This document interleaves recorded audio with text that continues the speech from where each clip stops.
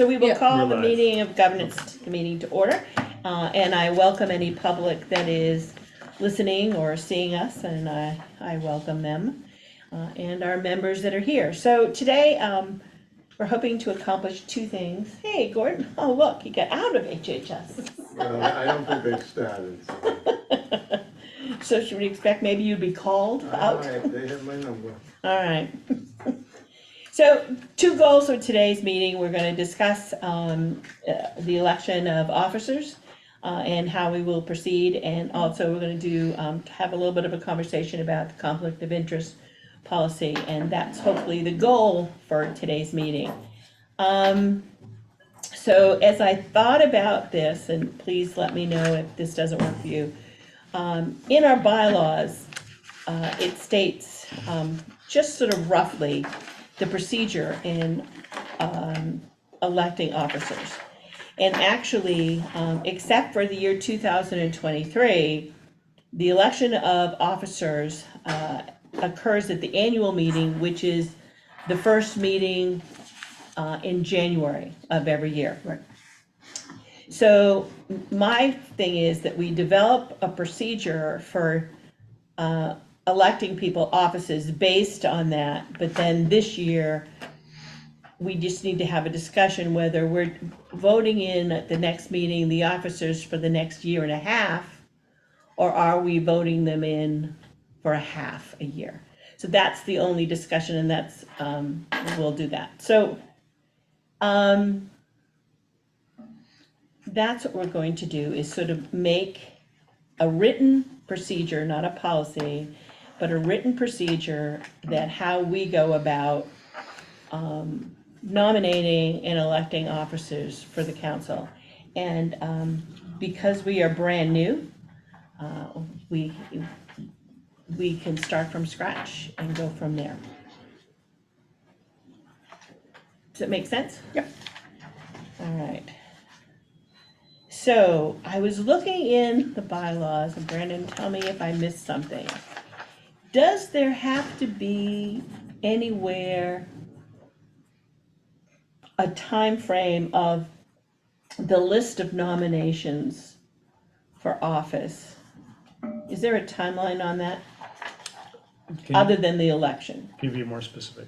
Do the names have to be submitted to the governance committee at 30 days prior? Not that, I don't recall that Okay, it does. I'd have to take I another didn't look. see it. I don't recall that it does. So my thought was that in November, and again, we're writing sort of a procedure for the long haul. In November, names be submitted to the governance committee for potential offices the following year. Then in the December meeting, those names would be submitted to governance. And we would look at that point to see if there was any vacancies that we knew of that no one was submitted. And that way we could reach out to ask people to serve an office. And then have that slate of people nominated to be voted in the January meeting. Right, so you're saying whoever is elected now serves until the next annual meeting, which would be in the first meeting after the first of the year. I am gonna recommend that it be a year and a half. I don't think you can do that. Okay. The- Because it does say, yeah, Right, the section 5.2 says the officers shall hold their offices until the next annual meeting. okay. I mean, I don't know that, Well, we wrote bylaws to keep them, so if Yeah. that's, so, all right, it could be a very simple procedure at that correct, time. It might be more significant in other years. correct. Can somebody, when do the council terms end? Like when- Each council member's term is 2 years, so it would end this November would be the 1 year, and I think this November would be the 1 year anniversary. And then, Should be 24. yeah, So November 2024? Yeah. Okay. And they're not staggered or anything. Everybody just gets 2 years. Oh, that's- 2 years with an opportunity for one additional term. It's term limited. What happens if one of the, I might be going down a rabbit hole, but seriously, like what happens if Pat, I'm making this up, but Pat, Gets run you're over by a not, bus. no, you're not reappointed by whoever appointed you. Yeah. In November. Oh, The chairship doesn't have a chair until January. correct. It would go to the vice chair until January, Oh, or they could elect a chair. okay. Yeah. So if for some reason I wasn't appointed or somebody wasn't appointed, whoever served that office, Not saying you're not going to be, just you never going know. down the rabbit hole. You never know. I always had that theory when I worked, is that what happens if they get run over by a bus? Yeah, so the vice chair would take over, according to the bylaws, in the absence of a chair, until, you either decide to have nominate that person. Right, okay. Yeah. Yeah, that's right. Yeah. All right, I don't know that bylaws contemplate what happens if there isn't both a chair and a vice chair. Well, at some point there isn't, like, say everyone's reelected, Yeah. none of you could be reelected for a third time, so we would obviously go It would be a point. at least a month and a half without a whole council. Right. Oh, yeah, that's not gonna work. Yeah, I mean, there would be. I mean, you could it'd just be like consider this- November the last meeting Yeah, of like the year. I mean, there would be, just like the beginning of this group, there Yeah. would be a beginning of the next iteration of the council. And at that time, we can, figure out how to, have a chair and a vice chair to move the process forward. I think it would be similar to how we did things this time, where we have an interim chair. And that person takes the necessary steps to get the positions filled. correct. Why couldn't you elect in December and take office in January? It I says, was just looking for why that can't happen. Because If there are council members, you can do that. Because that would eliminate some of you wouldn't have anybody for Yeah. a month and a half deal. If you have council members, you can do that. If all the council members' terms end in November and they haven't been reappointed by then, Right. then there's a gap in time, and Yeah. once they're reappointed, then we can figure that out with an interim chair. because the council doesn't have any say who sits at the council. Right. They're all appointed members by various offices. I think you're right. I mean, yeah, I think you're right. We just have to remind them. Yes. Because what's the other one that works on appointees? Substance Abuse Commission works on appointees that way. Isn't that right, Gordon? That the Substance Abuse Commission, those are all appointed members by various positions. There's a governor appointment, there's legislative appointments. So they work the same way. Yep, the legislature appoints 4 and the governor appoints virtually all the rest. Yeah. So it's similar to that. And I know depending on the governor, that can stall things, but I don't see that happening here. And the cities and towns appoint for, Hmm? and the Yes. cities and towns, In this In council. this council. this council, yeah. Yeah. Just a reminder, we've gotten comments from the public that they have trouble hearing committee members or council members Okay. through the owl. Oh, So just a reminder to try to, for everyone to speak up. My family would be very happy if it was me they couldn't hear. That's all I have to say. My loud Italian family, that's all I have to say. All right, so nix the idea. So what we're electing offices for is for until January. And then Until the first annual meeting of the year, which will be January 2024. if that's what the council wants, yes. Well, I think I mean, that only makes sense. well, the council has to meet twice a year. when it meets is Yep. not written in stone. Okay, So if but that's in council's- but that's in the bylaws, This council's practice right now is to meet every month. yeah. And so you can anticipate we'll probably have a January meeting. Yes. Oh, I see, because it says the first meeting of the calendar year. Right, So if we didn't meet in January, then the election would be in February, Right. or whenever the first meeting is. whenever that first meeting is, Oh. okay.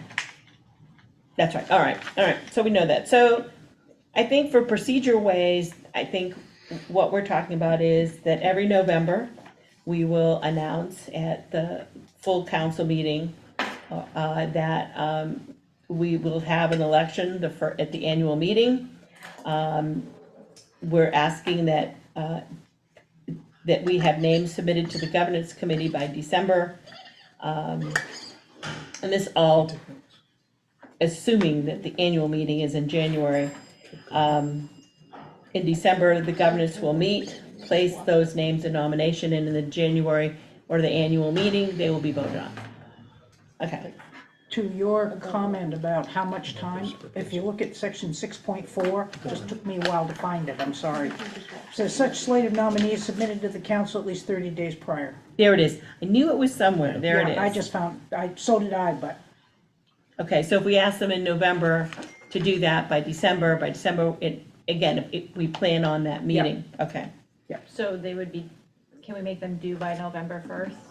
So that the council has 30 days, December, and then Christmas happens and we all go home? Yeah, 30 days prior. So we just, again, we can set yeah. those dates as we know, well, 30 if it days. was early November to early December, it wouldn't necessarily have to be the 1st. Yeah. But Yeah. I see your point. Our brains do turn off about About December 15th. December 15th. Well, it says the full council, it doesn't say governance. Right. So it says, so as long as it's 30 days.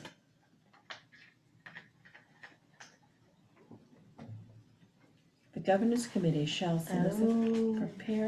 submit recommendations to council at the annual meeting. Such slate of nominees shall be submitted to the council at least 30 days prior to the date of the annual meeting. So Okay. this committee has to give it to the council The 30 days council, ahead of time. 30 days before. Okay, so I can word that such that we won't put months on there, that we'll put days. Yep. I'll send that draft to you, how that works. But it'll be 30 days before the annual meeting that we will complete a list to submit. So if that's the case, I hate to Yep. do this. Yep, Are we you're right. in? You're right. Can we not vote at the next meeting? I think, well, I guess the question is do we think the council is gonna be, I don't wanna presume, is the council gonna be ready to vote at the next meeting in a week? I'm assuming. Yeah. But I'm assuming they would be ready in their heads, but if we're reading this, we're not following our bylaws. The bylaws also say in all years except the year 2023, there was no annual meeting this year. So if we're gonna take that into account, there's like no way you could elect this year. So I feel like you're good to have an exception for the first year. Okay, Yeah, So- it's organizational. I think that's fine. okay, all right, Vote next week. all right. We can do that. I think the council would be more upset Yeah. continuing to wait and continuing to wait Yeah. See, about and- anything. So- Exactly, and again, you're it's right. like, oh no, one more time that we're gonna, never mind, we're not gonna do that. So I think because it says except for this year, so when I write up these procedures and show them to you, and then I show them to the full council, it will be follow these guidelines and follow the dates, the 30 days in advance. That we submitted to governance. Governance will then submit to the full council 30 days prior to the meeting, and then at that annual meeting, they will vote on it. Right, Okay, and just maybe start the document with except for the year 2023, because that's what our bylaws say. correct. Right. All right, It's probably a good opportunity to make sure that there's no concerns or objections. yep, Is everyone good? Oh, Yeah. here? Yeah. all right. All right, okay. Now, the governance committee. We have the names, and so once those names are submitted to us, we have only one name submitted for chair, 2 for co-chair, 1 for secretary, and no one for treasurer. That's where we currently stand. It's more than I knew of, so I'm pretty excited about that. Huh? It's more than I knew of, so I'm pretty pumped. Oh, I wanted to nominate Ben, but I sent him an email and he hasn't answered me yet for treasurer. Yeah. Because I just think it makes sense that he does that work at the state level and therefore would make sense as a treasurer here for this council, so I don't know if I'm allowed to do that without asking him or getting a response, but the thing is, let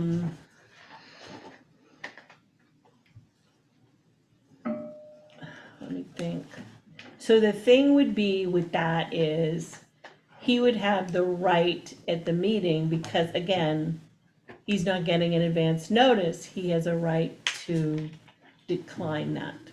yeah, that's a, I Would- think you could, at the meeting, just, or over email, just flag for people, we have no, Treasurer, I can do that. you know, and even provide an opportunity at the meeting in a week for folks to, you know, nominate themselves. Yep, Well, how about nominations from the floor? Would there be any ability, if there's no present candidates, Correct. that would be a possibility.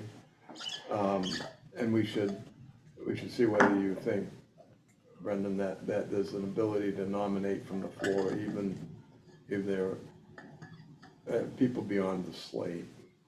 I think I mean, it's worth considering, it's worth the council considering. I think in a normal year, because of the 30-day requirement, maybe that's not permitted at the meeting. Because the point of the 30-day requirement is to give the council time to, you know, consider it and not have a last-minute addition. But, you know, whether the council wants to do it for this meeting, I think my concern is, I'm okay with somebody nominating themselves, but if somebody's nominated by another person, you know, I just want to make sure that that nominee is ready for it. But yeah. Yeah, I don't think it's fair to have a person appear on the slate who hasn't said that they'd serve. Oh, gosh, no. Yeah. So, I mean, I asked him, Courtney, to be if he would consider being on the finance committee. yeah, I thought even that was pressing it a little bit. I'm skeptical as to whether he'd be willing to be the treasurer, just because he carries quite a load over there. But I felt finance committee makes great sense. He's the person of the 15 of us, along with Rep. Betsy and other people who regularly deal with financial information. But again, I didn't ask him, so, you know.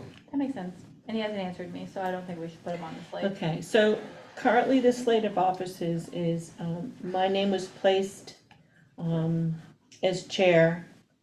We had 2 nominations for vice chair, which was Courtney and Eric. Betsy as secretary, and that's where we are. And no names have been placed in nomination of treasurer.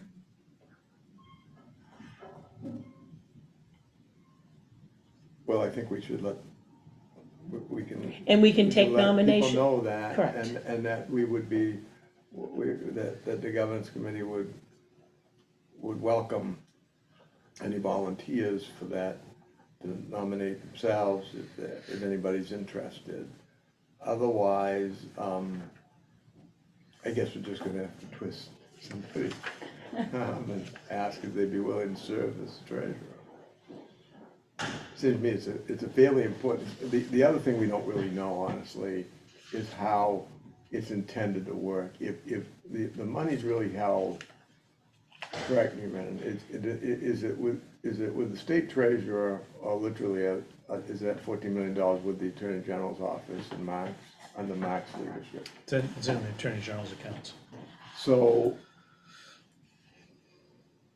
you know, I would think the way it might work is that our treasurer might be almost just a nominal person who would, and the real heavy lifting would be done by Mark Toulouse in the Attorney General's office, who is the Chief Financial Officer.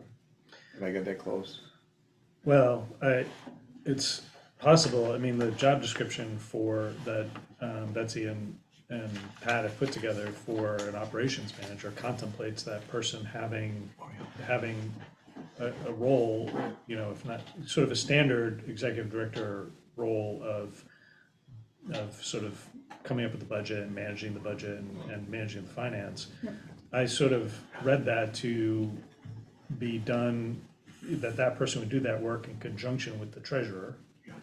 And, you know, then the treasurer would chair the finance committee, and the finance committee, along with the operations manager, would, you know, figure out the finances and the budget and all that kind of stuff. You know, how, so anyway, that's. But Mark would still play a role, so long as that money's sitting in the Attorney General's office. Yeah, I mean, Mark certainly Correct. would be playing a role, at a minimum of giving my office information about and making sure that the, you know, What's there? the money is accounted for in all the right ways. And whoever's the treasurer, whoever's the operations manager would get their information from Mark. And then, but Mark would not be, you know, interacting with the council about, Right. you know, how it, you know, how to do things or whatever. But, you know, Mark will certainly be interfacing with whoever's the treasurer and whoever's the operations manager, you know, about the finance of the council. I think an individual might be more comfortable knowing that it's in the description, the job description of the new person, and that there's a finance person within the Attorney General's office, so Correct. that this person's not gonna feel like they're responsible for this. No, they're all, That yeah, They're just going to be the liaison almost between the people who have the day-to-day responsibility for this fund and its operation and how the information gets presented to the council. correct. I view it that way, and in which case, well, you know, I could talk to Ben, but we really ought to have a plan B for somebody. Yeah, the role, I think, is exactly what I'm hearing as I saw it. And as how most treasurers work within a board. They're not the everyday person that does, they're sort of the person that relays the information that the council needs to hear in regards to what's going on. They are that sort of go-between, that certainly the AG's office for the budget, finance, isn't gonna come to every council meeting and share that. We're just interested selfishly in our own little pot of money and what's going on with that. And the biggest role that I see for this finance committee, and it's the committee itself, is we have no budget. And so, you know, we need to really look at, you know, how much money do we have every year? You know, how does that look? Do we have expenses of our own, and how much do we need to set aside for that? And so that would be the biggest role of that, but that's a committee work, that's not that's not a one-person job of a treasurer, that's a committee work. There is one other piece of this that might scare a person like Ben away, and that is that the treasurer's on the executive committee. That is true. So, yeah. But the executive committee, as I see it, like the executive committee, you know, meets on the call of the chair. And so I sort of anticipated, you know, some of you with, you know, experience on these kinds of committees know better than I do, but I anticipated that to be on an as-needed basis. I didn't anticipate that would be, like, the governance committee meets when there's, you know, I was gonna suggest later in the meeting that this committee establish a regular schedule of calendared meetings that you can then say, there's no business for, so we don't need to meet, for example, but you have a regular schedule. So that when there's a change that's needed for the bylaws, or when there's a change that's needed for some other thing that the governance committee deals with, you then say, yes, we already have this meeting on the books, let's meet that day. The executive committee, I think of, but you might think of it differently, is the kind of thing that meets when there's a need for it. But again, that's my thinking about it. I worry though that it's really gonna be up to the chair, because the executive committee really, meets at the call of the chair. And that as we get really, really busy, as money is going out and proposals are coming in and evaluations are being done, the chair might choose to really, rather than trying to get consensus among 15 people all the time, may really choose to use the executive committee, in a substantial way. So again, it's hard to anticipate, that's all I'm saying. Yeah, because I've seen it done, I've done it two ways. For instance, I serve on a current board that the full board meets only every other month. And the executive. But the committee meets executive in the committee meets in the odd months so that the CEO or the executive director for the agency has, can have some board input into things. Sometimes those meetings are short and sweet and they're just regular, other times there's some things that need to be done. But again, it can be done either way. The hard part is, because this is a new committee and we really don't know, you can't really quantify it at this point. Yeah, we can cross the bridge when you come to Yeah. it, but the language of the executive committee provision in the bylaws suggests to me that it's at least one of its roles. Its role is not limited just to this, but at least one of its roles is for the management of the council between meetings of the council. Correct. And I don't see that as necessarily substantive, I see that as like procedural and Correct. logistical. Yeah. But there's nothing in this provision that limits the committee's role to just that work. So that could be a bridge that, if the council identifies a need for the executive committee to do something beyond that, then you all can consider that. And if that's how that executive committee's working and they meet too regularly, we probably need to meet as a full board and discuss what we're doing here. I would think the full board would want to know what the executive committee is doing. Correct. And obviously, the committee is not limited to just those three officers. It could be, Yeah, and most of the time what happens, I know that with, again, the current board, the United Way that I serve on, that they do that. There are minutes to every executive board meeting. Well, all our meetings are public anyways, but with this, there are always minutes to the executive board meetings and those minutes are given to the full board. So there's nothing done that isn't a full board knowledge. can I just, I just want to address one realization I had, which is if after Thursday, there's no nominee for treasurer and no one is elected treasurer, there's no provision in the bylaws for someone to be elected after this meeting, and when I say after this meeting, this meeting is a sort of a stand-in for the annual meeting. So in the normal course, the officers are elected at the annual meeting. If there is an officer position that isn't filled at that meeting, there's nothing in the bylaws that provides for I think that's the council members. Oh, that's council members, not, What about 5.3, the terms of office's last sentence? Any vacancy occurring in an office, in any office of the council, shall be filled by vote of the council members. I view that as, Oh, yeah. we would That have works. we'd have a vacancy, Yep.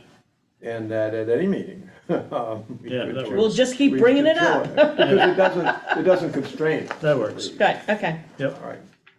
I think, again, the goal ought to be, But you might still end up in a situation where you don't have a treasurer for the remainder of the year. Or, next year there might be another officer position that goes unfilled. The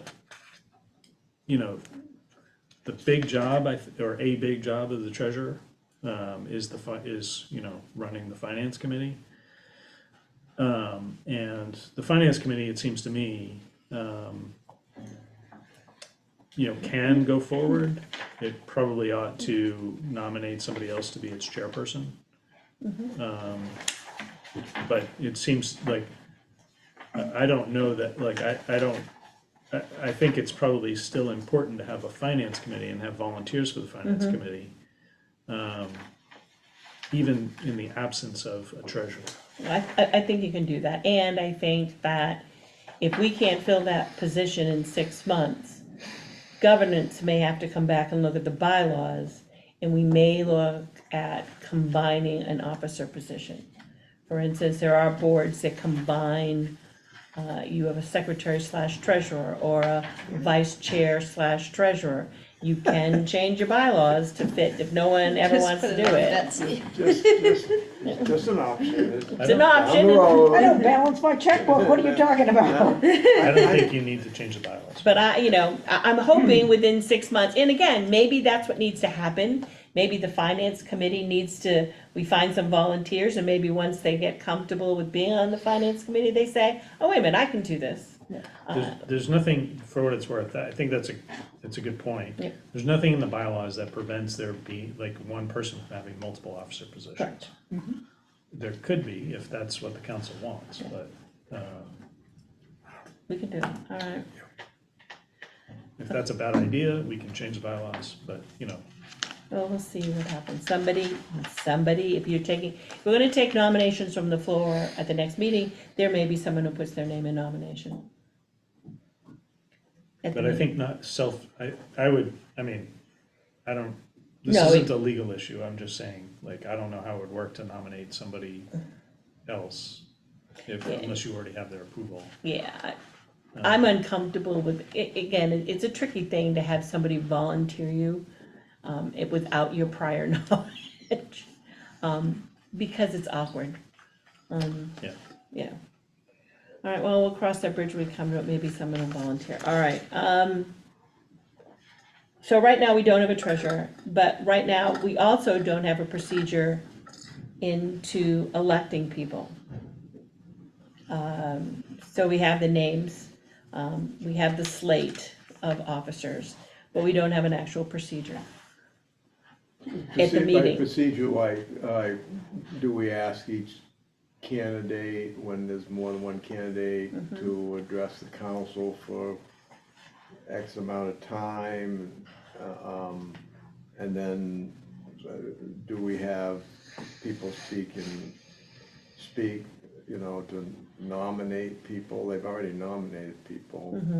We have a secret ballot, those kinds of things. Correct, we don't What you're have looking any of for. those procedures in place. Do you wanna talk about how it works on other Sure. boards you're on? So, for the most part, I don't think I serve on a board that there actually has ever been more than four officers, 4 things.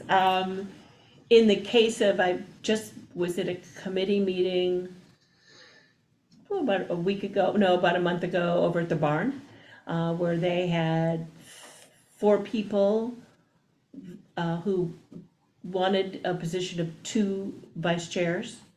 And what they did was, each of the individuals, the 4 individuals, had 2 minutes to share with them their vision of why they wanted to be that vice chair of that committee for BARC. And then a secret ballot was placed around and votes were counted. Can I comment on that? I do not think it is appropriate for this council to use a secret ballot. This council, everything that we do needs to be public knowledge, including the votes of who you elect. I don't agree with that, The but vote I'd will be have to public. ask. The result of the I'd vote will have be to have public. Brendan say that, not necessarily how would you answer that question? I wouldn't think that the right to know law would preclude a public body from having a secret ballot in an election. It's a good question. I mean,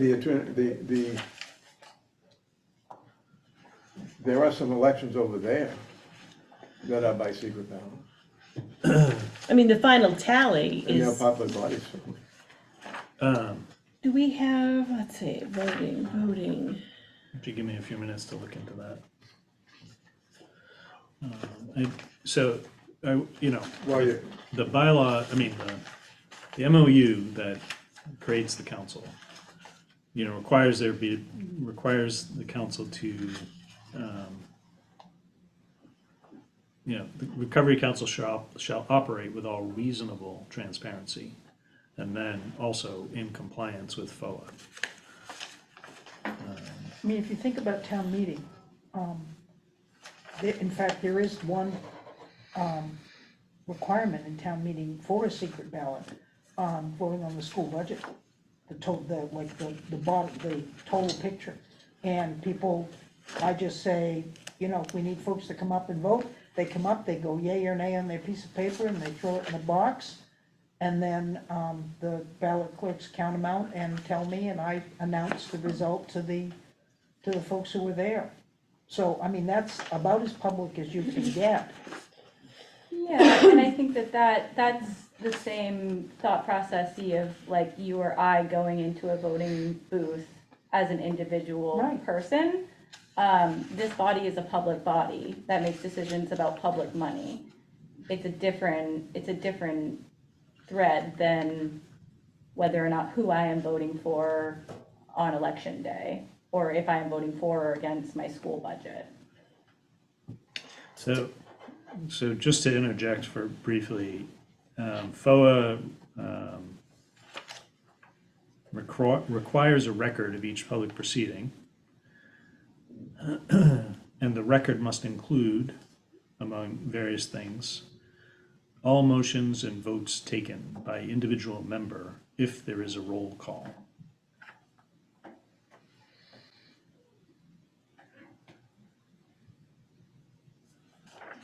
I can do further work to look into whether there's any additional, you know, case law or, you know, other information about what that provision means further. So for me, in thinking about it, is that I don't think divulging the individual vote of somebody needs to be public. That if we hold an election, people have a ballot, and we count the ballots, and this person gets 7 and this person gets 8, the 8 carries the motion and is voted in. I don't think my vote has to be public. I respectfully Yeah. disagree with you. Yeah, and I hear you. Now, there's a part of me when you said it, I thought, well, let me think about this through. And then, you know, I'm going to be totally honest, then the part of me that thinks this is a new group, not real trusting of each other, and does this make it uncomfortable for people? And I don't want to make it uncomfortable. I want people to be able to vote. We respect the voice of the majority, and then move on. I always get a little, and again, that may just be the caretaker in me, and should have nothing to do with any of it, but that's sort of in my head, that I worry about splitting the council. And we're just beginning to know each other, we're just beginning to do our work, and I wonder whether that would, and again, that's only me. You know, I could go along with either way, but didn't we once, and I don't have minutes, didn't we once discuss how voting would take place? You guys motioned to vote by a show of hands. Okay. But But I think that was for, But I don't that's- know in what But I- context that was. But I think that was qualified with, I think we'd have to go back to the minutes to look, but I think that was qualified with that any member could request a roll call. Yeah, any member could request a roll call, but you could vote by hands unless somebody like actively was like. And, you know, it's worth taking a moment just to kind of remind the group that overall, the point of the way the council is meant to act is by consensus. And people interpret that different ways. This council has chosen not to define that further, and I think that's good and fine because it gives flexibility and allows for different situations. Consensus may or may not mean unanimity. It doesn't have to mean that. But there's some thinking around the concept of consensus which suggests that you want to do it in a way that allows for buy-in from everybody in whatever the outcome is. And so in order to achieve buy-in, sometimes it is helpful to have, to allow people to air dissents, just to say, so that people don't feel like they've been silenced. So that people can say, here's, I don't agree with this, here are my reasons.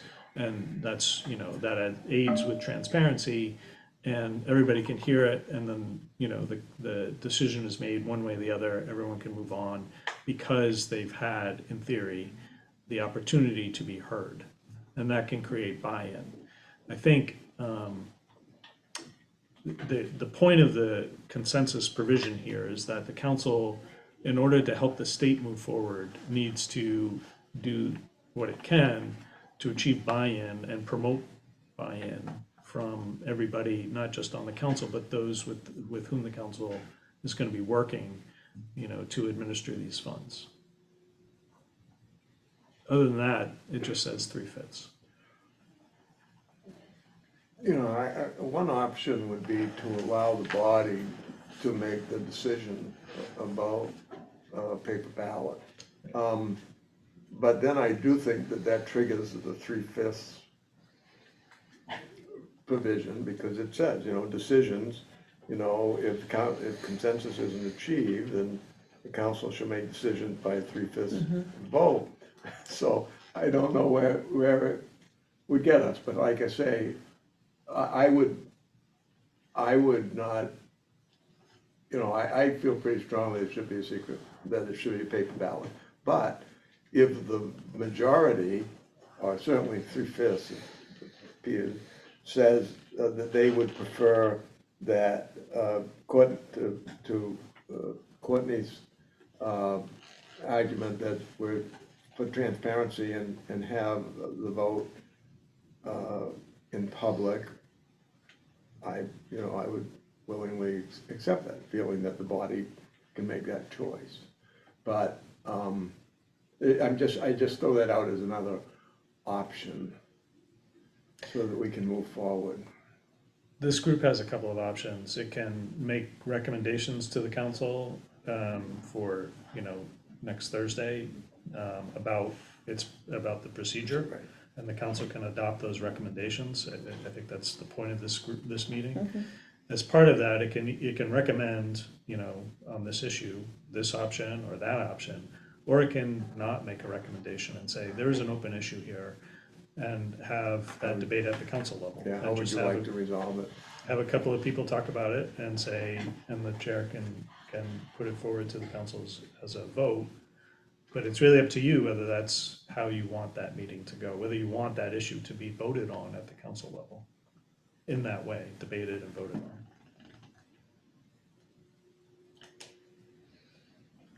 on. So as much as, I hate to belabel things, I just want a decision.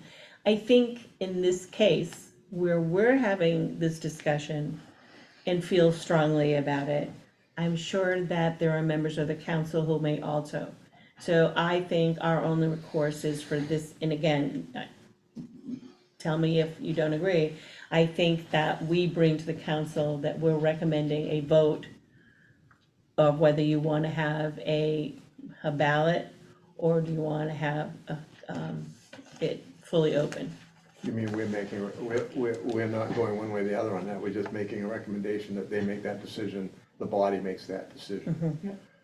And then they can vote, and then Haley and Brandon can tell me I'm not a mathematician, you'll have to tell us whether it achieves the 3/5. But it'll have to be, in order for that decision to go through, 3/5 of the committee have to vote one way or the other. And if it doesn't, let's say the vote's 8-7, then what do we do? See, that's what I don't want to happen. But I don't know, I guess we'll have to keep having the discussion, because it has to be resolved. I would think because you guys have voted already to vote by show of hands, that you would be voting to change it to secret ballot. Yeah, you would be. So you default back to voting by hands if it was 8-7, or roll call. Well, no, on no, some we're requests. saying, I think what Gordon's saying is, we're gonna show of hands. Do you wanna do a secret ballot? Yeah, Or no, do you want to, but we still have to have 3/4 of the council 3/5, yeah. 3/5 of the council to vote in favor of. yeah, I'm saying or if they opposed don't to. reach that 3/5, then I think that because you guys already voted to vote with a show of hands, that might come into, because that was one of the first things that was passed by the council. I think, I think, I mean, on this issue, the issue can be put to the council. The council can vote by a show of hands on how to vote. But I think the question is, are they trying to get 3/5 of the vote to change to a secret ballot, or are they Yes. trying to get 3/5 of the? Okay, so if the vote was 8-7, you would vote not by secret ballot. Right. Correct. It would not be Yeah, that's like what I a was negative saying, vote. yeah. So you have Haley to is vote weighing against the in on, motion to, right. Well, we'd Not have to word the motion. vote. Okay, so let's come up with the word of the motion and how that is gonna look, or what we're proposing. Or do you say, all in favor of those voting secret ballot, raise your hand, all voting for public, raise your hand? I don't know how you do that. I think Haley's got a good point. You say, I think the motion could be, the default of how the council public. does its voting is by a show of hands. Does the council want to deviate from that? That's what you call public, right? A show of yeah, hands? yeah, Okay, yeah. all right. I just want to be sure you and I were, So it would be like a motion How to we elect already officers vote. via By- secret by- ballot By or paper ballot. By yeah, paper or by ballot. paper ballot. Yeah, don't say secret, that sounds Yeah, horrible. Secret That's sounds. what it is. That sounds like, well, no, I don't see it that way. I vote on a paper ballot all the time. But, If I I mean, choose to say what my vote is, I choose to say what my vote is. this may be kind of, may be kind of moot, but, FOA, Compels it, doesn't it? well, FOA covers records. And something in writing is a record. yes. I just don't want to spend the whole meeting discussing how we're going to vote. I agree. Well, there are some votes over there in a very public body that are by paper ballot, so I have to believe that somewhere there's some opinion to the Attorney General as to paper ballots. And you'd have time between now and, well, I mean, if in fact the issue is resolved by the Attorney General's office giving us an opinion that we can vote by paper ballot, end of story, I mean, end of story. yeah, I think you can vote by a show of hands. You can vote by writing down on a piece of paper what your votes are. But, initially, without having analyzed it in depth, FOA covers written records. And, that would be a public record that would be available if somebody asked for it pursuant to FOA. They could look at the paper ballots, you mean? Yeah, Right. Yeah, And so they would be- the ballots wouldn't have a name on. Right. So I think, and again, I don't mean to be argumentative, I think Haley brings up a good point, but honestly, Haley, I'd wanna see the wording of that earlier motion to see whether I thought as a lawyer I could successfully argue that the election of one's officers under the bylaws are different than voting on You could routine probably argue matters. anyway. I Anything. remember it being very, I'm pretty sure it just You says wanna be something the like lawyer. to vote by show of hands. You're the one that wants Like to it's be the lawyer. incredibly big. Yeah, You could all close your eyes and vote by showing hands. I mean, I'm just gonna stake my case on this, is that I do not think it is appropriate for this body to be voting in any secret manner whatsoever about opiate settlement monies that were taken from Purdue Pharma and others for killing thousands of people across of Maine. I think that the people of Maine deserve to know how this body votes. And I feel like if we decide to do it for this hard issue, because it is hard, and I hear that, and I see that, And I know that people do not want to go on the record about whether or not they supported me or Eric, and I understand that that is going to be a hard decision for people. That being said, I feel that if we do it for this time, we're gonna do it for the next time that we do something hard, or some hard decision comes up before us. I don't think it is appropriate. I would argue it vehemently the other way, but there's no point in doing it today, we'll save it for next week. No, I just want to ask a question that I think is, to the extent this goes to the council, it's probably worth addressing this question, which is, what's the harm in having a show of hands, about this, voting on officers?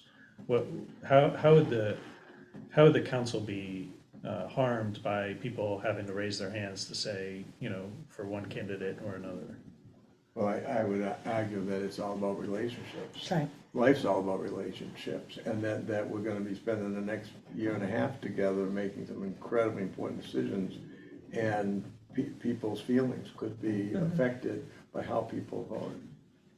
I want to say for the record that my feelings are not going to be hurt. Like, I am a big girl at the table.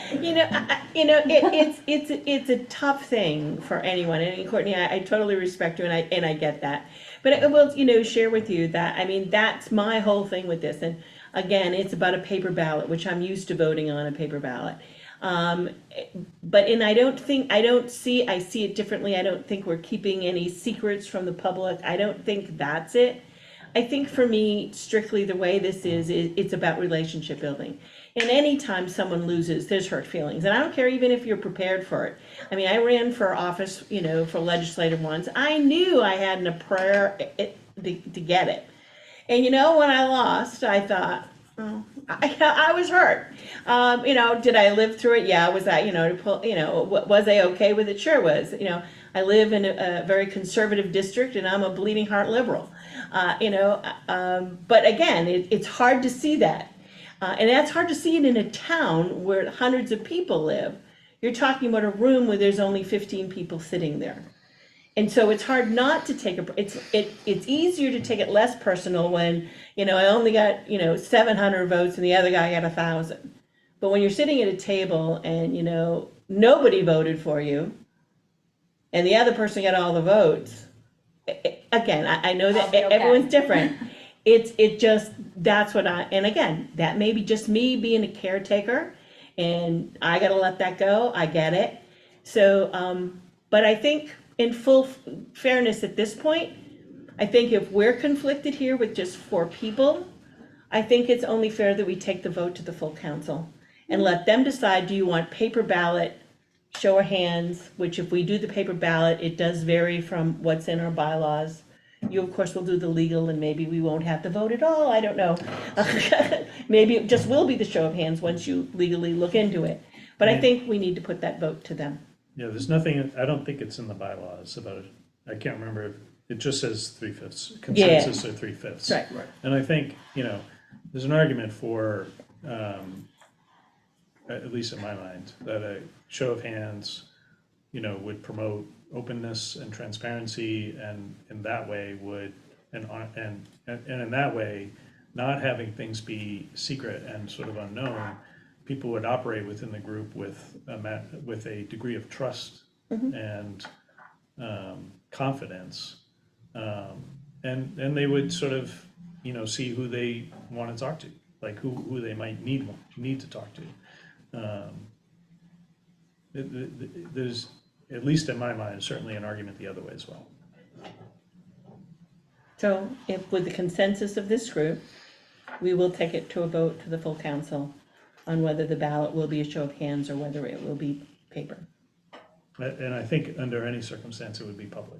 It'd either be public immediately by a show of hands, or it would be a written record that would be subject to I FOA. mean, that Pat as the chair presumably, or maybe somebody would count the ballots and announce that. Well, if you're suggesting it'd be a written ballot, to the extent you're writing something, that creates a record. But he's saying he wouldn't put He's I saying he's Gordon not gonna votes put I for Courtney. Gordon. He would So just that write he'll- a He would name. just write on it. Courtney. Yeah, Have he two wouldn't say names. like, Yeah, I mean, whatever it says, whatever it says, that would be the written record. It would either Correct. say. To me, the written record would be the 2 names on ballot, and one of them would be checked. Correct. That would be, and there would be 15 of those. and That's, that would I be mean, the that would, public that, record. that would be the public. And that's public I mean, there's record. nothing in So the FOA score that- was Just like 8 an to election 7, in your town. correct. But I It's an do, election of public body. I do caution that, FOA does, in its requirement of a record of public proceedings, all motions and votes taken by individual member, if there is a roll call. There's an argument that that would be a roll call. I'd have to look into it and research it, but Can the Attorney General's office provide us with an opinion for the meeting? I'll look into it. Thank you. Okay. All right, so, in the meantime, what do you want to do with the 2 candidates for vice chair? Do you want to give them each 2 minutes, or 3 minutes, or 10 minutes to present themselves? Or do you not want to do that, and they just go to face value? I don't know. I think that's appropriate. I 3 think- minutes though, I think it's abide by appropriate. the, I think, Legislature? 3 to 5 minutes. I mean, I'm not sure that in 2 minutes you can get a feeling for why a candidate wants to be the vice chair of this council. I think, what do you think, 5 minutes? I think that's appropriate. Yeah. 3 minutes is hard. Yeah. Even over you there. know, I 5 love minutes. 3 minutes. I've gone to very fond of 3 minutes. Yeah, It's but 3 made minutes you have to like talk precise. really fast, and then you don't get to like actually be a human. Focus. 5 minutes is appropriate. Yeah, it's funny, so twice I went and did testimony, and one committee was precise with the 3 minutes, and the other one just said, oh, talk as long as you want, and I thought, oh, when you give people the opportunity to talk as long as they want, they tend to ramble and repeat. So I'm all in favor, so 5 minutes, we'll give each of the candidates 5 minutes, and the other candidates, which was vacant, which would be the chair and the secretary, where there's only one, there's no need, for that, I'm Somebody would assuming. move to have one Okay, unanimous ballot for those candidates, I would think. yeah. Should we redistribute the testimony we got from people emailing us back before you guys voted to table the voting of an interim vice chair? Because we got a lot of emails, either for Courtney or for Eric, and those were probably sent to you guys like 8 months ago. But so they all got those. Oh, you do, but I just Yeah, didn't know if people we do have. them. Okay, The you whole have them committee all? To my had them. knowledge, Oh, we have- okay. We have them and, Yeah, you know, the whole committee had them, you know. so they have those. And we can remind people that they had them, but give each candidate 5 minutes to present why they believe they would best serve as vice chair. Okay. Okey-doke. Thank you all for the discussion. What's next? Next, what is next? Next, done that, we've got committees. Next is a discussion on conflict of interest. So the status of that is, and again, this would be a amendment to the bylaws. So it would have to come to the governance committee for a recommendation to the council, I think. The status of that is, I think it's about 95% done. It's gone through one round of reviews internally. It's basically built on the statutes that apply to other state government bodies, and the conflict of interest rules that apply to those. And its components include, its components basically include the concept that to the extent there's a conflict of interest, the affected member, to the extent there's a potential conflict of interest, the potential member has to notify the chair, be available to answer any questions from the council, and then the council decides whether or not there really is a conflict. If it determines that there is, then that council member has to recuse themselves from the meeting for the purposes, for the duration of that, consideration of that, application or grant or distribution. Does the conflict of interest policy have any disclosure of financial interests at the onset? Yes. On an annual basis or otherwise? Yeah, so a whole section of it piggybacks on the state requirements for, parts of state government that are giving out money, which, require a financial disclosure form to be filed by certain individuals, with the Maine Ethics Commission. 2 members of the council already have filed those, because of their existing positions in state governments. You can go see what that looks like. And other non-governmental entities also require this. MEHAF, for example, requires a a financial disclosure form that gets filed with the chair, the chair of the trustees and the executive director. And in that case, I think staff even have to do it as well.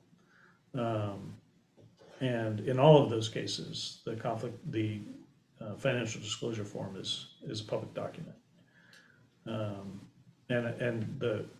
My thinking about the rationale behind why it's a public document is for the protection of the council and the council members, so that there's a big part of the conflict of interest policy is that the body, whoever it is, this body or some other state body or some other nonprofit, should avoid both actual conflicts of interest or the perception of a conflict of interest. And the public disclosure, the financial disclosure form being public is a key component of that protects the council from allegations of, you're giving money to your, buddy in secret, kind of thing. And so, yes, it does include, it basically piggybacks on the financial disclosure forms that have to go to the Ethics Commission, so as to not reinvent the wheel. But every member wouldn't have to fill out a disclosure form if they had no conflict of interest. It would only be those as a perceived conflict of interest. No, it would be a proactive, every year conflict of interest, financial disclosure form, just, For everyone, For everyone? I think for that's a the good council members, yeah. for all 15. Yeah. With the idea that, you guys are giving out, tens Yeah, of millions of dollars. even if and again, it might be a light load if there was a box that, if you're on no other boards, if you'd be really looking for, okay, where do you work? Where is your financial interest? Membership on other boards and commissions, I would think, maybe Yeah, for-profit boards particularly. as part of distributing the draft policy, I will be distributing the form that gets filed at the Ethics Commission. I was gonna suggest you could go look at it yourself. I think folks who have to file there the Ethics Commission makes it available electronically, and you go through a wizard, an online form to file it. So I don't know that you'd necessarily be able to see the whole form. But having looked at a couple of them, they, the information they ask for is sort of general. I don't think it probes so deeply into your personal affairs that. You're not asking me for my tax return, although I'm that's not asking you public. for your tax returns. No, But it would be an annual thing. It would be, again, basically follows the same. It applies to this council the same rules that apply to other entities for the state that give out money. I think that is 100% appropriate. Efficiency Maine is the primary model, but there's, as I say, there's 2 council members who have to file these because they oversee, funds that the state of Maine distributes. Ben, I don't, do I? Ben does. Ben, I can understand. And I don't, Representative Crafts.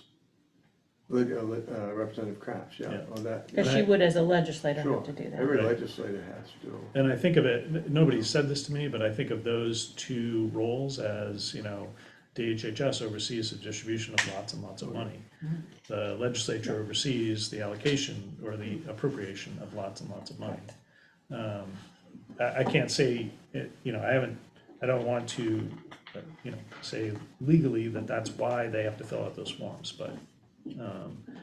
So most nonprofits, if I'm not And also mistaken, Efficiency Maine does the trustees for Efficiency Maine have to fill out these forms and make them, you could go now and look up whichever of the trustees you want, and you can look up their financial disclosure form.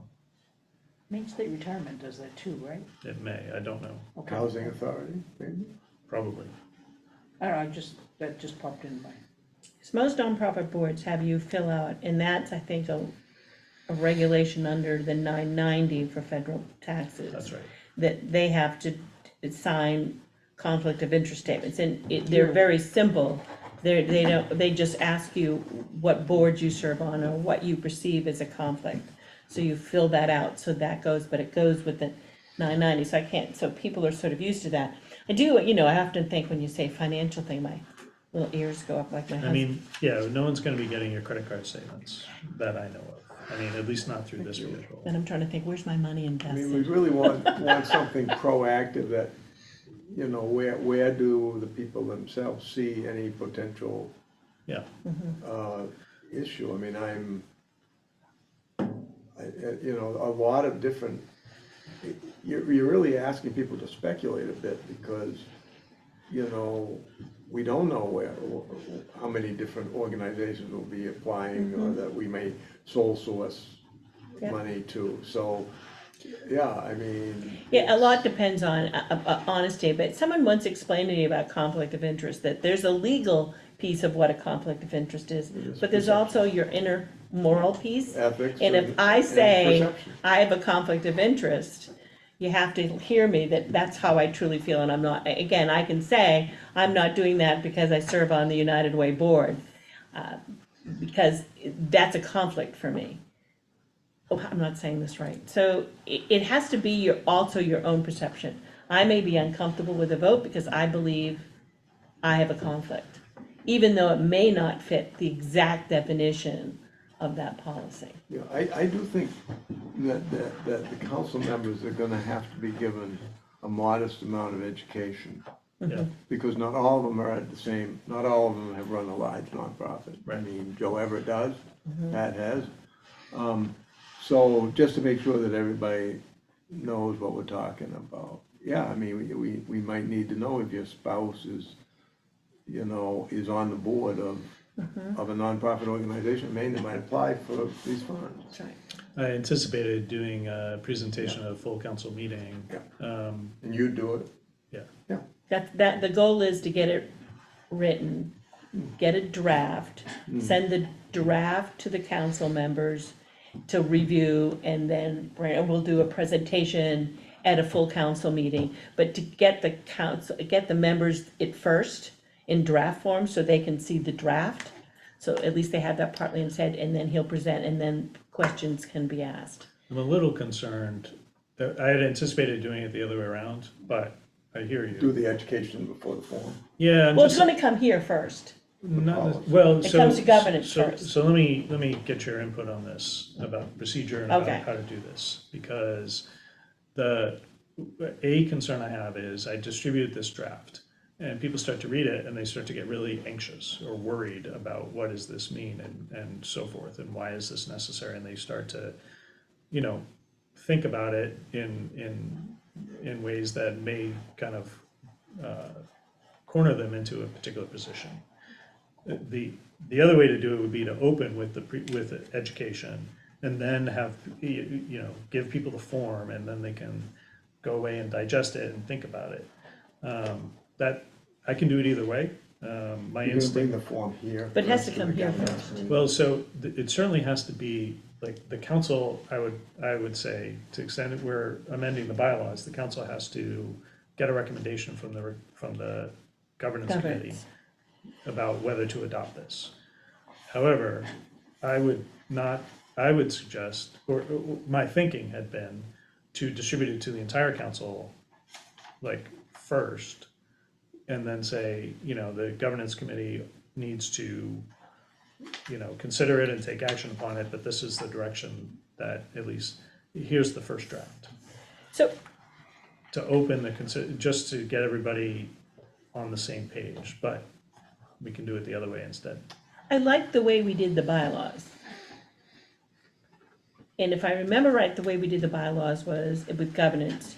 You sent us a copy, we reviewed it, we came here, at a governance meeting, we went through it, asked our questions, made the changes, and then brought that to the council. I think that's how we did that.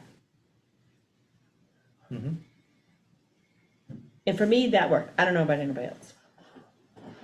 Well, I would hate to give somebody something and then say, this is kind of what I'm thinking, and then the next version they see is completely changed. And I realize it wouldn't be completely, but I guess I'm, you know, here's the thinking, here's what we want to do. Boom, Okay, deal. Deal with it in this iteration. It also stops it from going back and forth, or you could be months yeah, tweaking.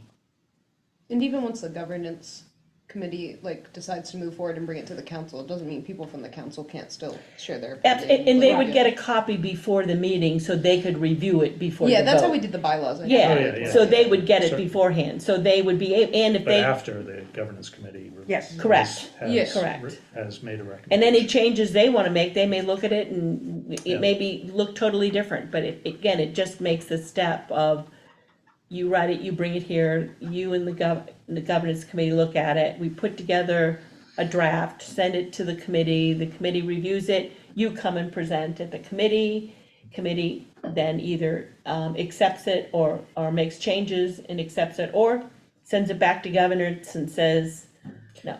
On this particular issue, because it's kind of a personal issue and it's a disclosure issue and things like that, my thinking had been to provide extra time to the council members to get their heads around what a conflict of interest policy could look like.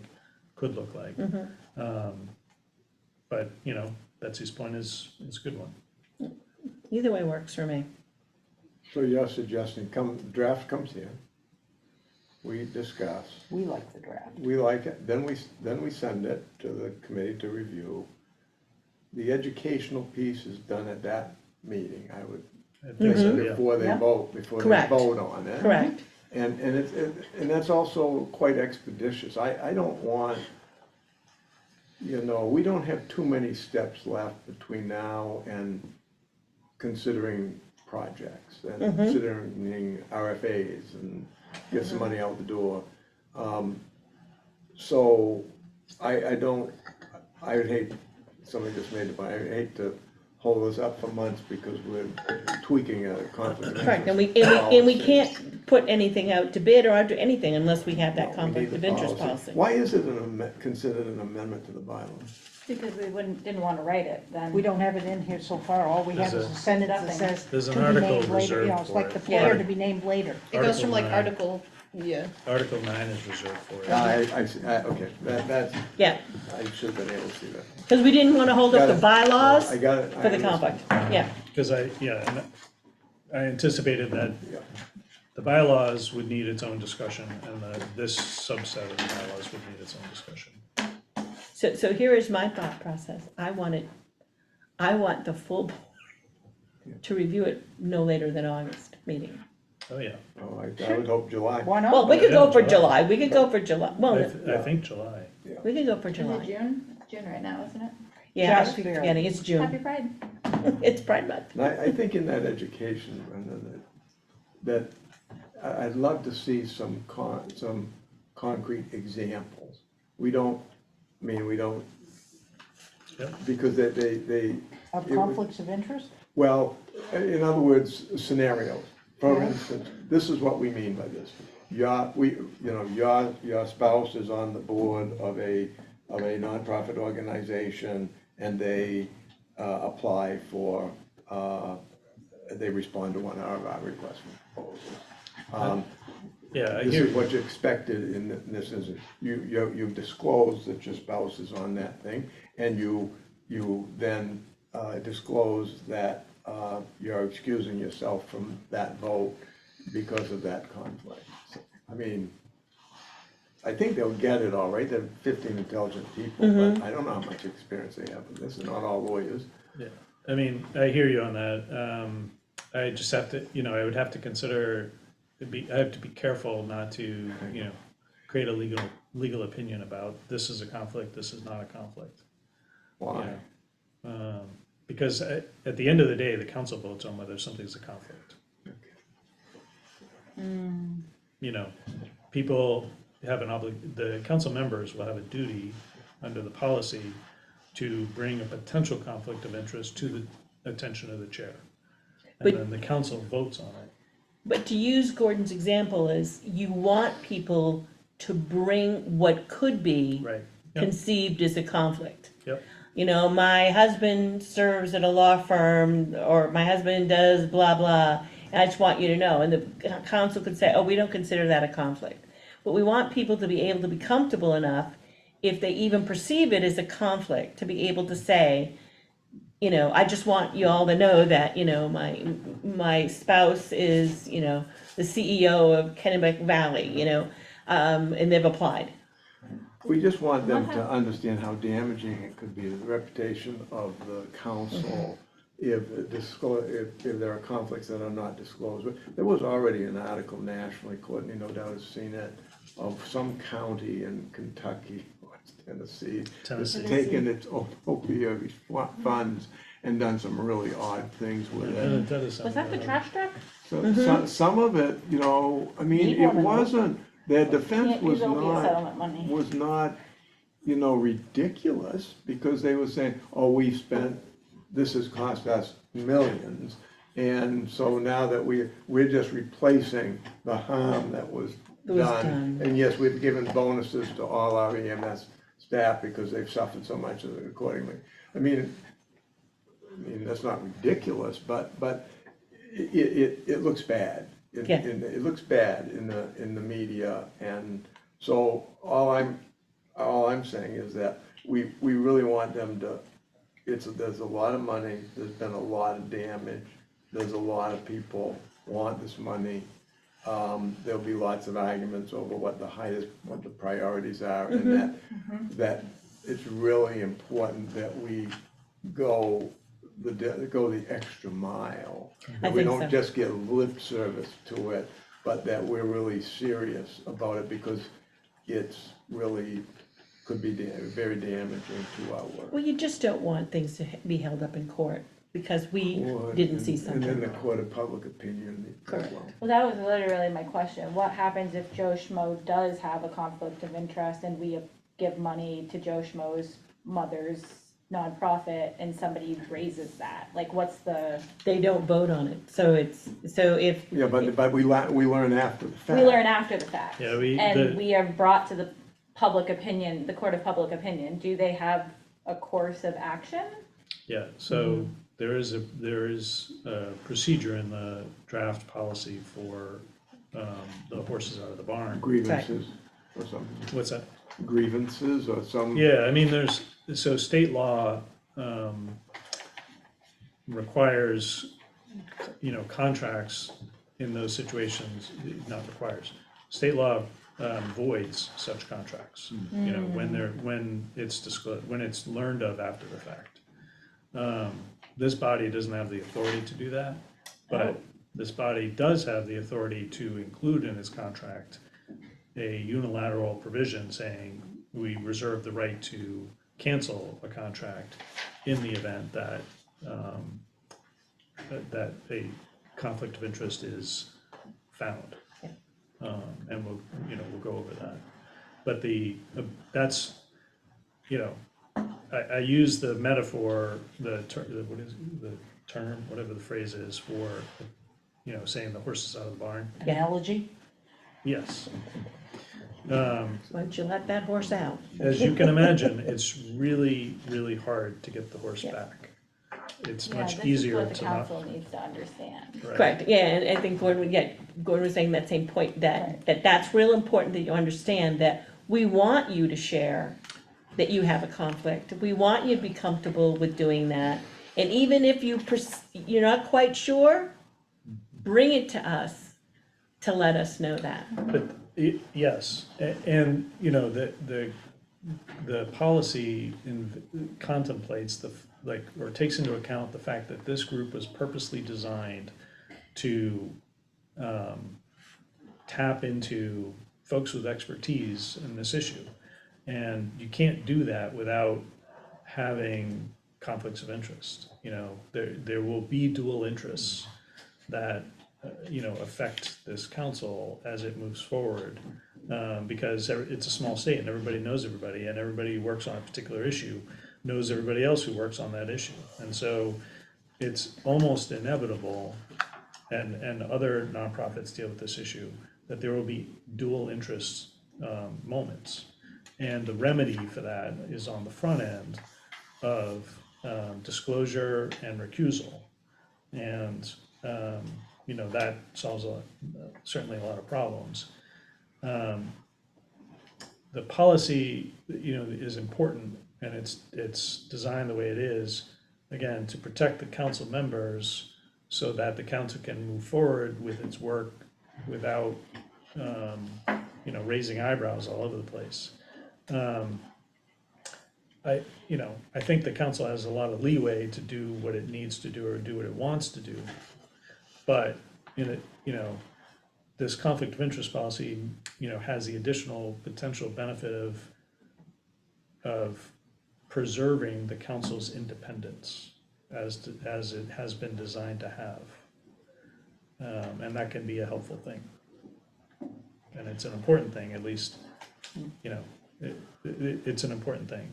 It was designed to be independent, and, you know, to the extent it, you know, operates with transparency, you know, that may be helpful to preserving that. Mm-hmm. So I anticipate very soon to be able to circulate the draft.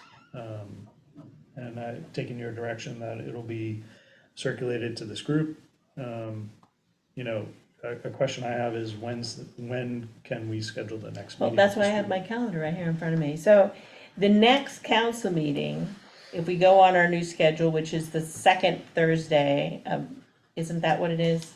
It Yeah, is, it's next but week, Is that right? right, Gail? Yeah, it's next week. We can't do it by next week. But the Yeah. July meeting, if it's the second Thursday, the next time after June, the July meeting will be the 13th of July. So can we set a date in June that we can all be here, that you will have that complete for us to do? It's possible, in the sense that our next meeting is next Thursday, which is the 8th.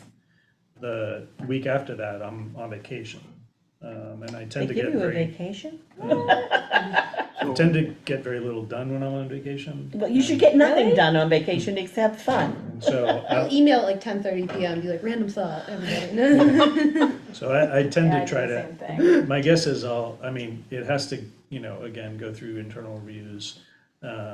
It's possible that I will be able to get it done, and through reviews before I go on vacation. But that's So- a goal of mine, to get it done. So what about the week of the 19th of June or the week of the 26th? I don't know if it's safe to set it till we see this, till we know the drafts.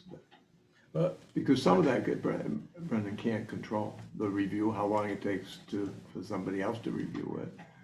And, I mean, I suppose you could set it up and then it would. Can we set it if it's tentative and not then- Well, ready, we would cancel deadlines it. push people. I mean, yeah, That's what you I'm can, thinking. I would It's like a schedule the meeting. deadline. We'll reserve the room, schedule the meeting, and we can push it out if we need Mm-hmm. to. The other, I mean, it's also worth asking, is there other business for the governance committee? You know, I know that at the next, on the next full council meeting, there's gonna be a discussion of the remote meeting policy. Correct.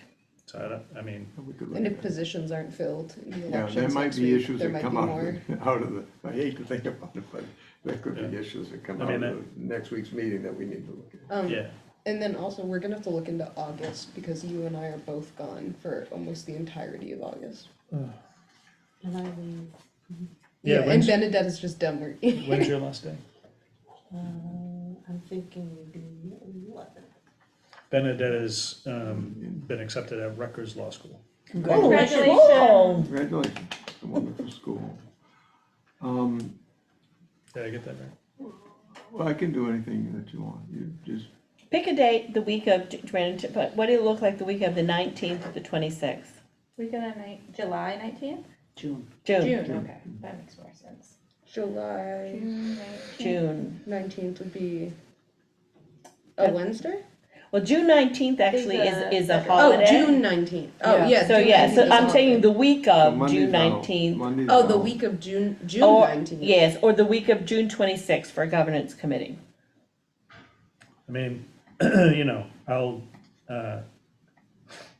do a meeting right after being on vacation, sure. You're scheduled for vacation. Whatever on it the- takes, You've got vacation on the week of the 19th on Thursday and Friday. I do. You get to I put see that, in the yes. calendar. Why don't we make it, It's not on my calendar, so. let's make it, Taking a vacation you don't even know about? I know. That's it's like super What's fun. the last Tuesday of the month? the 27th? Yeah, The last Tuesday of the yeah, month? That's the 20th. What time? you tell me. I'm just throwing it out there because I'm pretty sure How that's one about- I day. can do anything between 11 and 3. I Let's- can do 11 to 1 and 2:30 to 4. Let's do 11 o'clock the 27th. Okay, Does that work for us? Yeah, let me just look and see, because we do it based a lot on when these rooms are Oh, okay. available. So let me just look. You I said once told the can staff find not to call me under any circumstances when I'm on vacation. And I read in the paper that the men's house caught on fire. I thought you could have called for that. but you said, But she said, they did very well. Read the paper, Um, it's in the paper. Are all these, Yeah, you've just skipped attorney lunch. all these rooms configured the same way, so that if we were in room 300 outside my office, we'd have the same equipment? Oh, 300? I don't think I have the ability to book 300, but But I he could, does. yeah, I do. yeah. I don't know. I just wondered if, I didn't want to offer it and then find that we don't have the technology capacity down there to do what you're doing here. but, No, I think it's all state of Maine Yeah, stuff. Maddie on the receptionist on the fifth floor. And that gives you enough time to Schedule. notify the public. Schedules at room Yeah. 300. You said 11 to 1 on the Yeah. 27th? 11 to 1, 2. 11 to 12:30. 11 to 12:30. We'll do one just so we know we've got the room. Usually meet for about 90 minutes. Yeah, this room's available on that day. And then we've settled on the second Thursday. Of What every did we month. say? Second Thursday? For the my council. commissioners meet on the second Thursday of the month. But I'm not gonna be meeting with them that much longer, so I'm not saying anything. Okay. But I mean, You're getting rid of them and just gonna run the county, you get. No, I'm not getting rid of You're- No, and that I'm may, kind of and that may be stepping solved. back. Yeah. Betsy, once we have the discussion on the remote meeting, Yeah, you may be able to, while you're doing it, yeah, that will be, and that's what we're hoping to have a discussion on, people being able to meet remotely. Where we are a statewide committee, we only meet for an hour and a half. It really puts a lot of pressure, so we'd like to have some sort of hybrid Yeah. kind of thing for people. They can either come in person right, oh, or yeah, meet remotely. we got a bunch of them that do I that. don't know why we didn't do that from the beginning. I think it's because it's the way the state, Each group You would have had to do come their own- You have to have together a policy. Yeah. as a in person to vote that you Yeah, could I be, yeah. yeah. But they So have- we're gonna have a discussion on it, cause there's just too many people. Again, you may be able to do an hour and a half meeting Oh, from absolutely. Washington County, but because you've got meetings side by side, you can't, you've got to pick and choose, and that's the same with many busy people. Yeah. I think a technology aspect's gonna be really big for Zoom. Yeah. It would be really easy to do entirely Zoom meetings or entirely in-person meetings, but a hybrid meeting is gonna be difficult to set up audio, when they can hear you, when you can hear them, who's speaking over Yeah. who, where the speakers would be, because we're gonna pick up sound coming out of projectors and, We're gonna try to do a hybrid, is what. yeah. But again, it's up to the The council. what the Liquor and council Lottery wants. Yeah. Commission just approved their remote meeting policy not too awfully long ago. okay. And we do, I've got one commissioner who has not been physically in the room for 4 or 5 months. And he's Yeah. always on Zoom. Yeah, Penobscot So- commissioners do a hybrid, and Yeah. it's public. Yeah, So if the you guys public have actually like has an public comments. idea of Yeah. what you want that to Yeah. look like, it would Is be that helpful. liquor and what? Liquor and Lottery Commission?